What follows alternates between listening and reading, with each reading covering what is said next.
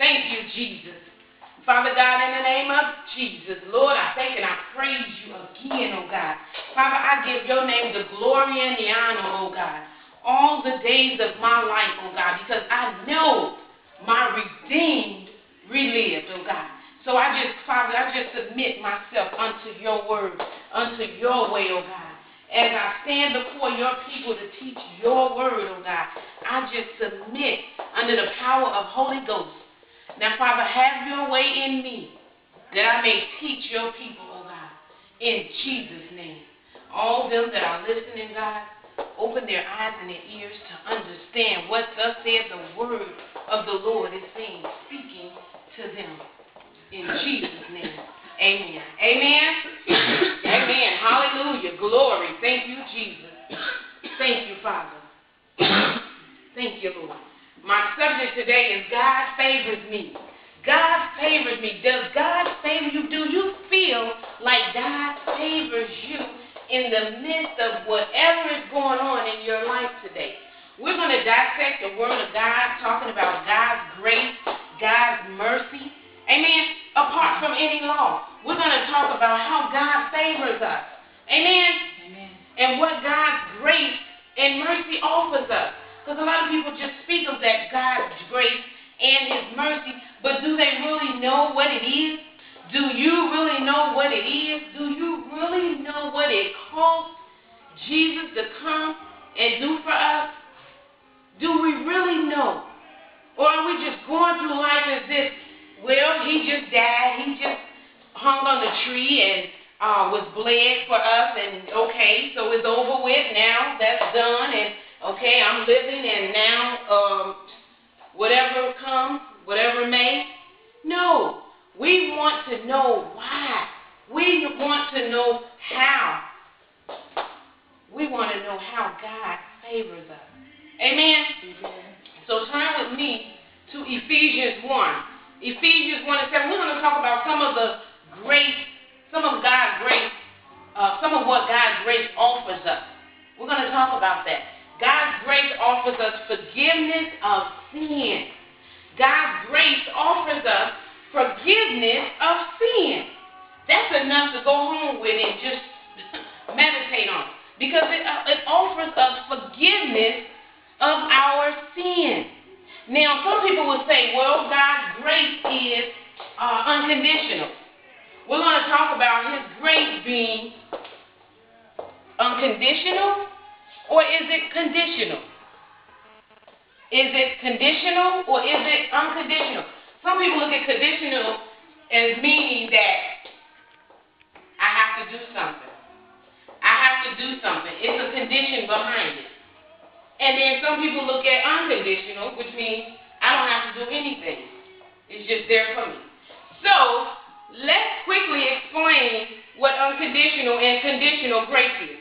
Unconditional grace is which one receives a favor but has no choice in the matter. The favor is given regardless of the choice, character, life, or conduct of the receiver. Now this is an unconditional grace, one which receives favor but has no choice in the matter. Amen? Now conditional grace is which a gift is offered, but to receive it, one must do certain things or act in certain ways. Amen? So are you listening now? Are you trying to get the understanding of what God means about his conditional grace? Because we have been taught that God's grace is unconditional, meaning that we don't have to do anything for it in and of ourselves. So as we study the scripture here, just think about this truth and not think about what you've learned traditionally down through the years.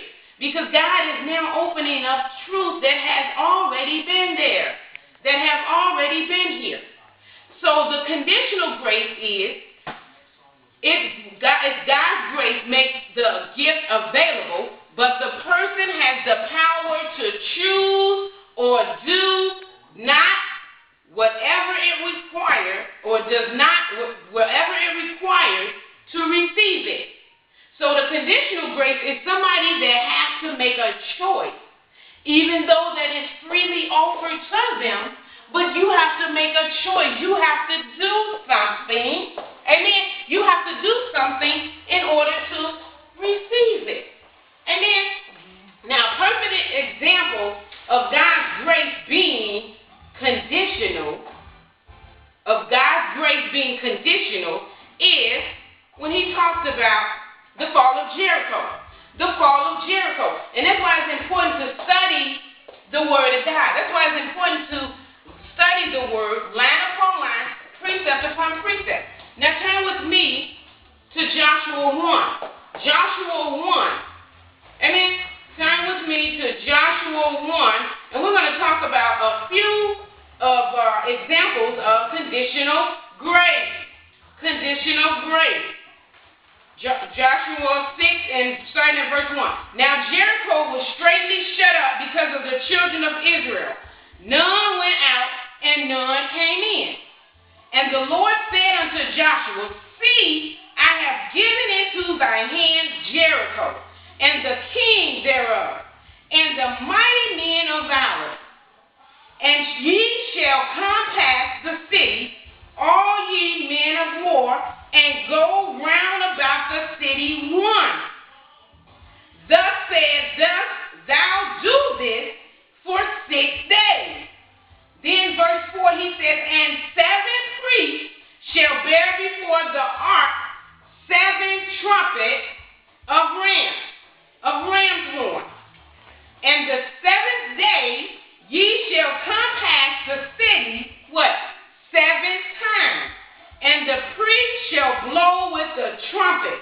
And it shall come to pass that when they make a long blast, talking about the priest he has told to make that long trumpet once they march around 7 times with the ram's horn, and when ye hear the sound of the trumpet, all the people shall shout with a great shout, and the wall of the city shall fall down flat, and the people shall ascend up, every man straight before him. Amen. And the people shall ascend up, every man straight before him. In verse 6, And Joshua the son of Nun called the priests, and said unto them, Take up the ark of the covenant, and let 7 priests bear 7 trumpets of the ram's horn before the ark of the Lord. And he said unto the people, Pass on, and compass the city, okay, and let them that are armed pass on before the ark of the Lord. Amen.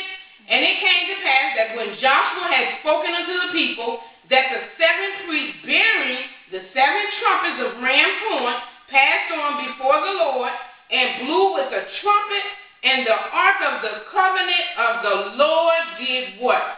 Follow them. So speaking of God's conditional grace there was something that they had to do. Amen. There was something that had to be done in order for his unmerited favor to fall upon them. There was a need that had to be met. Amen. There was a need that had to be met. Was this a favor from God? Yes, it was his gift. Did marching earn that gift? No.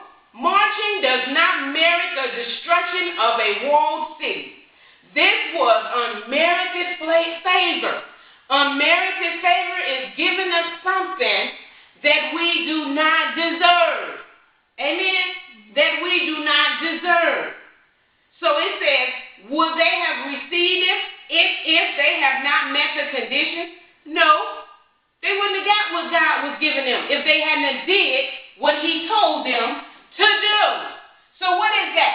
That is a conditional grace. Amen? Something needed to be done in order to get what God has for them. Amen? So God's grace offers us forgiveness of sin. Forgiveness of sin, but we also are talking about Is His grace conditional or is His grace unconditional? So God's grace being conditional, amen, God's grace being conditional, meaning that we have to do something. You say to me, well, that was in the Old Testament, Teacher Patrice. What is God speaking of that grace being conditional to me in this New Testament, in the new time? Well, if we look at Romans 10, 9, and 10, God says that if ye what? Believe in your heart